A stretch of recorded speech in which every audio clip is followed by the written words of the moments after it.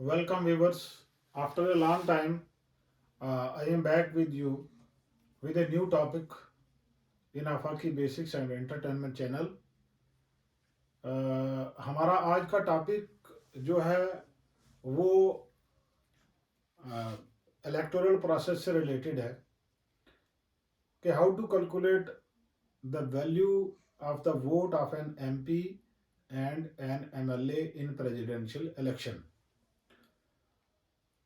तो एक एमपी और एक एमएलए के वोट की वैल्यू क्या होती है जब प्रेसिडेंट का इलेक्शन होता है, तो इसको हम तफसील से आपको आज बताएंगे.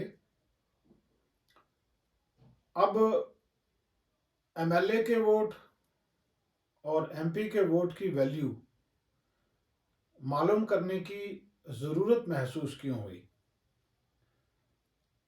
ये इसलिए महसूस हुई क्योंकि एक एमएलए के वोट की अपनी वैल्यू है और एमपी के वोट की वैल्यू अपनी है.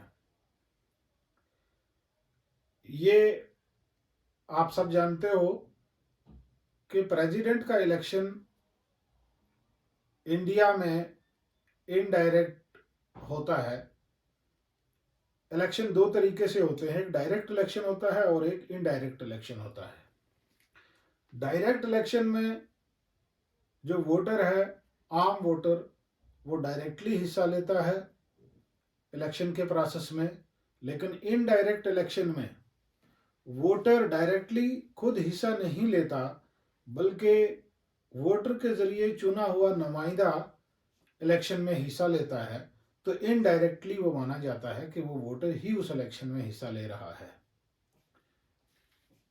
तो प्रेसिडेंट का इलेक्शन इंडिया में इनडायरेक्टली होता है. अब सवाल ये पैदा होता है कि एमपी स्टेट को रिप्रेजेंट करता है, एमएलए स्टेट के अंदर या यूटी के अंदर एक छोटी सी कॉन्स्टिट्यूंसी को रिप्रेजेंट करता है. मतलब कि एमपी की जुरिस्डिक्शन ज़्यादा है और एमएलए की जुरिस्डिक्शन कम है. तो क्या जब वो इलेक्टोरल प्रोसेस में प्रेसिडेंट के इलेक्शन के लिए हिस्सा लेते हैं, तो क्या उनके वोट की वैल्यू सेम रहेगी या उनके वोट की वैल्यू डिफरेंट होगी? तो उनके वोट की वैल्यू जो है वो डिफरेंट होगी. क्यों? क्योंकि एमपी की जुरिस्डिक्शन ज़्यादा है और एमएलए की जुरिस्डिक्शन कम है. जैसे आम इलेक्शन में जो वोटर हिस्सा लेता है इलेक्शन में, वहाँ पे उसके वोट की वैल्यू 1 है, उसके वोट को हम काउंट 1 करेंगे. बट यहाँ पे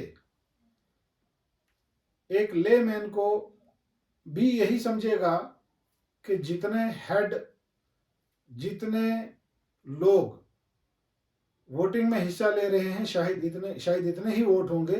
बट ऐसा नहीं है, उनके वोट की वैल्यू अपनी अपनी है. अब ये आइडिया, इस वोट की कीमत मालूम करने के लिए जो लिया गया है, वो हमने आयरिश कॉन्स्टिट्यूशन से लिया है. आयरलैंड के कॉन्स्टिट्यूशन से हमने बारो किया है ये आइडिया. और एमपी और एमएलए के वोट की वैल्यू डिसाइड करने के लिए असूल क्या है? एमपी के वोट की वैल्यू हम मालूम करते हैं,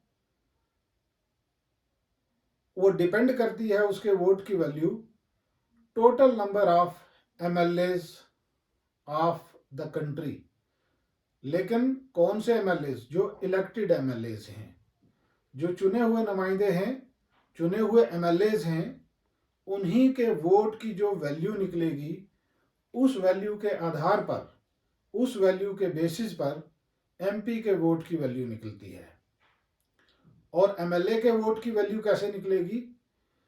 एमएलए जिस स्टेट के एमएलए हैं, उस स्टेट की टोटल पॉपुलेशन, और उसको डिवाइड करना है हमने total number of elected MLAs of that state और द यूनियन टेरिटरी। उस स्टेट या यूनियन टेरिटरीज की जो पॉपुलेशन होगी उस पॉपुलेशन को डिवाइड करना है हमें उस स्टेट के इलेक्टेड एमएलए से। तो उसको फिर डिवाइड 1000 से, पर 1000 हमको जो है, यानी 1000 पे जो वोट की वैल्यू होगी वो 1 होगी। तो उस हिसाब से हमको एक एमएलए के वोट की वैल्यू, एक स्टेट के अंदर जितने एमएलए हैं उनमें पर एमएलए के वोट की वैल्यू क्या होगी वो उस तरीके से मालूम करनी है। हर स्टेट के एमएलए के वोट की वैल्यू सेम नहीं होती। क्यों?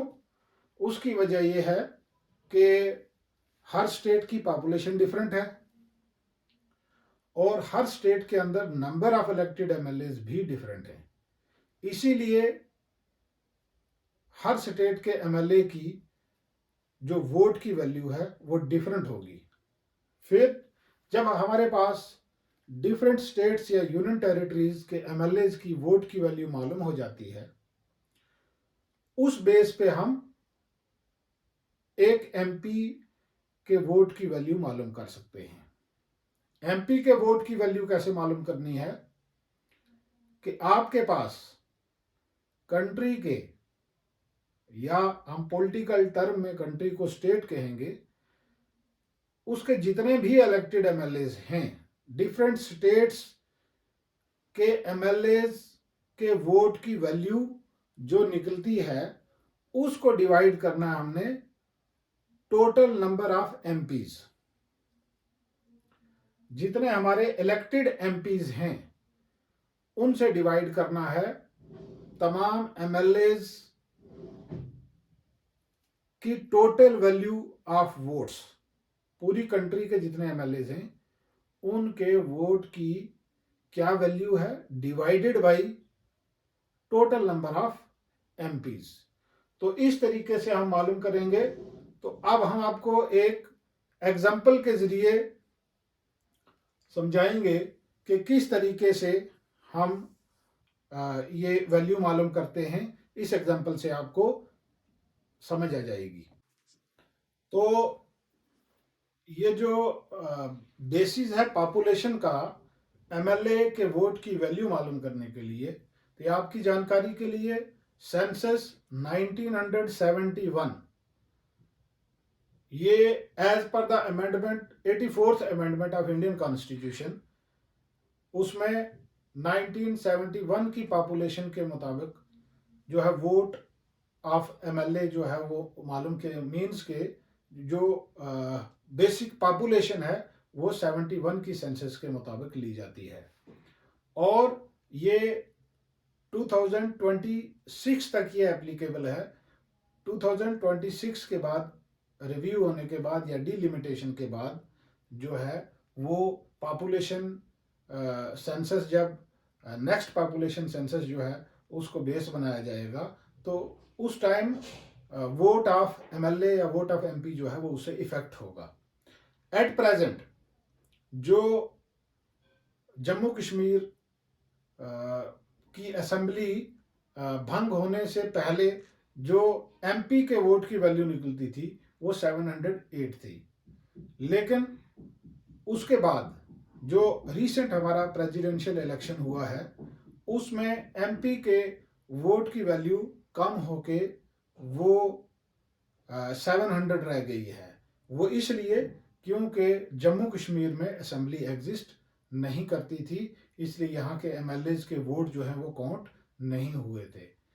तो हम आपको एक एग्जांपल के ज़रिए बता देते हैं कि किस तरीके से, फार्मूला बता देते हैं कि किस तरीके से एमएलए के वोट की वैल्यू मालूम की जाती है और किस तरीके से एमपी के वोट की वैल्यू मालूम की जाती है। तो ये एक एग्जांपल जो है, इस एग्जांपल और फार्मूले के ज़रिए हम आपको बताते हैं कि किस तरीके से एमएलए के वोट की वैल्यू मालूम की जाती है। तो value of vote of N MLA, total population of the state divided by the number of elected MLAs multiplied by 1/1000। तो हम एग्जांपल ले लेते हैं यूपी के एमएलए के वोट की, कि यूपी के एमएलए के वोट की वैल्यू अगर हमने निकालनी हो तो कैसे निकालेंगे।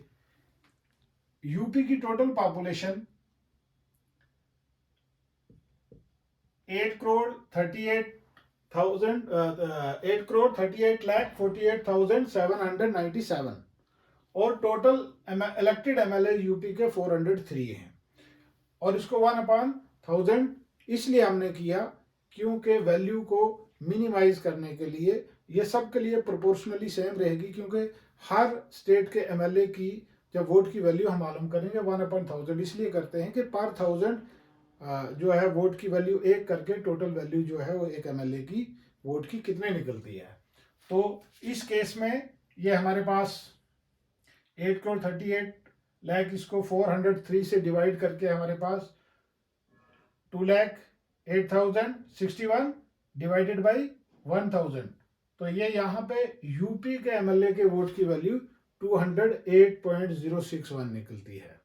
इसी तरीके से हर स्टेट के एमएलए के वोट की वैल्यू, इलेक्टेड जो एमएलए है उसके वोट की वैल्यू हमको इस तरीके से मालूम करनी है। अब जब हमारे पास हर स्टेट के इलेक्टेड एमएलए के वोट की वैल्यू मालूम हो गई, उसके बाद हम एमपी के वोट की वैल्यू मालूम करेंगे। तो एमपी के वोट की वैल्यू मालूम करने के लिए हम एक एग्जांपल ले लेते हैं। मान लीजिए कि आपके पास दिल्ली के इलेक्टेड एमएलए की वोट की वैल्यू निकलती है x और दिल्ली में नंबर ऑफ इलेक्टेड एमएलए आपके हैं 70। इसी तरह से हरियाणा की मान लीजिए कि एक एमएलए के वोट की वैल्यू निकलती है आपके पास y और यहां पे आपके पास टोटल एमएलए हैं 90, टोटल इलेक्टेड एमएलए। इसी तरह से मान लीजिए यूपी के एक इलेक्टेड एमएलए के वोट की वैल्यू आपके पास z आती है और यहां पे आपके पास टोटल इलेक्टेड एमएलए हैं 403। अब इसकी मदद से इसी तरीके से हर स्टेट के एमएलए के वोट की वैल्यू और वहां पे इलेक्टेड एमएलए की तादाद। तो अब फार्मूला जो एमपी के वोट की वैल्यू का है, value of vote of an elected MP, ये निकलेगा total value of all the elected MLAs of the country, total value of all the elected MLAs divided by total number of elected MPs।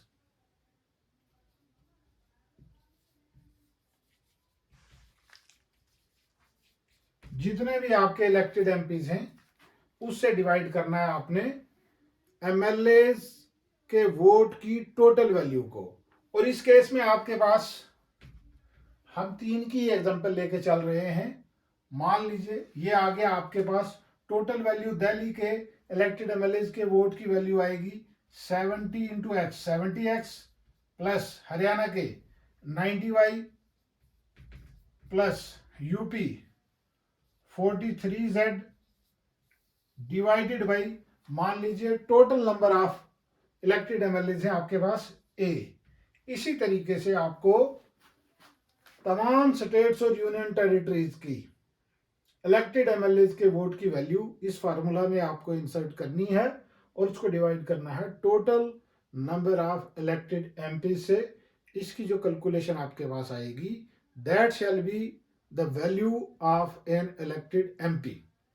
और elected MPs के value, vote की value जो होगी वो same होगी, हर MP के vote की value same होगी, लेकिन हर स्टेट के इलेक्टेड एमएलए के वोट की वैल्यू डिफरेंट होगी।